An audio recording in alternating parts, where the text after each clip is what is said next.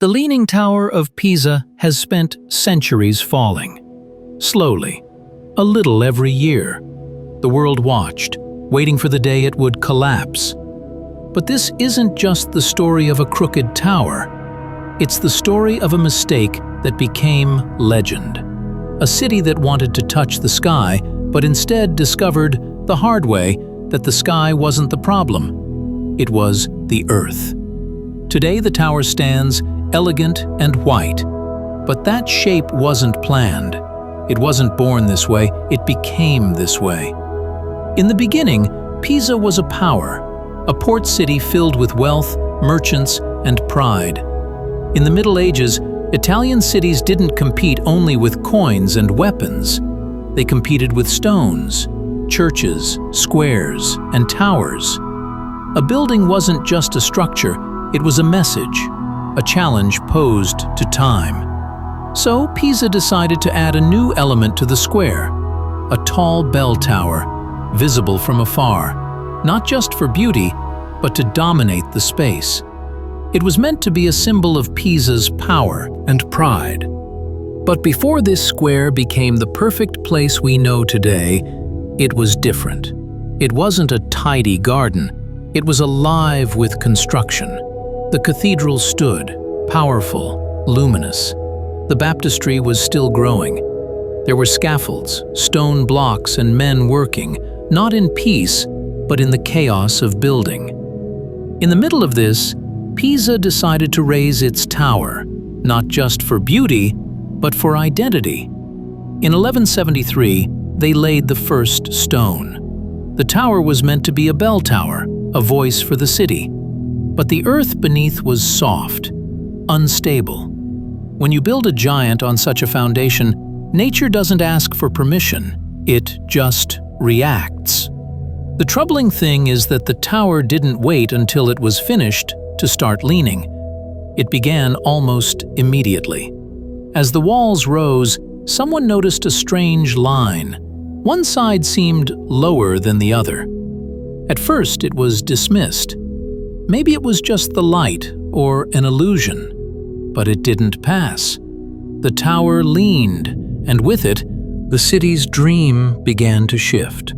The higher the tower rose, the more dangerous it became, and the more dangerous it became, the more important it became to finish it. Leaving it unfinished would mean admitting failure. So, what do you do when your dream starts to fall apart? Do you abandon it or push on?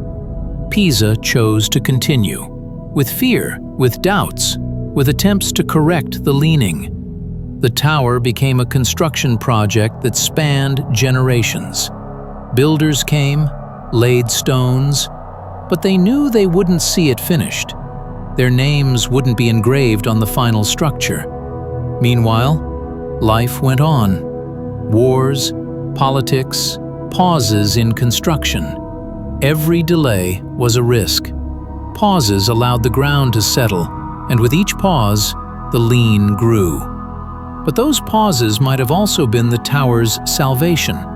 Slowly, the ground beneath the tower stabilized, just enough to allow men to try again.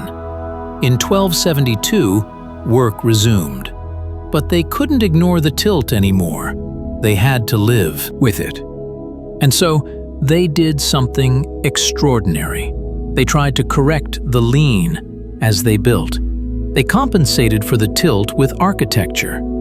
It was like trying to build a house of cards while walking on a moving boat. One wrong move and everything could come crashing down. But still, the tower rose. Slowly, painfully. Each additional meter was an act of human stubbornness. Then, in 1372, almost 200 years after construction began, the tower was finished. Still leaning, but whole. The bell tower at the top, the pale arches, the stone clean as if it had just been carved. And then something amazing happened. Instead of being seen as a failure, it was seen as a miracle. The tower stood. And it stayed standing. The tower leaned, and gravity didn't stop. With every year, the tilt grew, and the more it leaned, the harder it was to stop. For centuries, it remained standing, but under tension. And that's why it became famous, not just for its beauty, but because it always seemed on the verge of falling. Yet, it resisted. Eventually, the lean became a problem. The tower was no longer just a curiosity, it became a risk. And in the 1990s, the world realized that something had to be done. In 1990, they closed the tower. It was no longer just an idea, it was a reality. In the early 1990s, engineers began their slow, careful work to save the tower without straightening it. Saving it wasn't simple. If they straightened it, they would lose what made it unique. Do nothing, and it would fall. So the engineers worked. They measured every millimeter, adjusted the ground little by little. They tried different methods, adding weights to the base, removing soil from one side, making very small adjustments. The task was delicate and at times absurd. This wasn't just a building, they were supporting a legend. Through trial and error, through brilliant and disastrous attempts, they finally saved the tower. Not with a hand, but with decades of careful attention. The Leaning Tower of Pisa became a symbol not because of its beauty, but because of its imperfection. In a world that hides its mistakes, Pisa showed the world something different. It didn't hide its flaw, it embraced it, carried it to the top, and protected it. Today, the Leaning Tower of Pisa stands, motionless, as if suspended in time.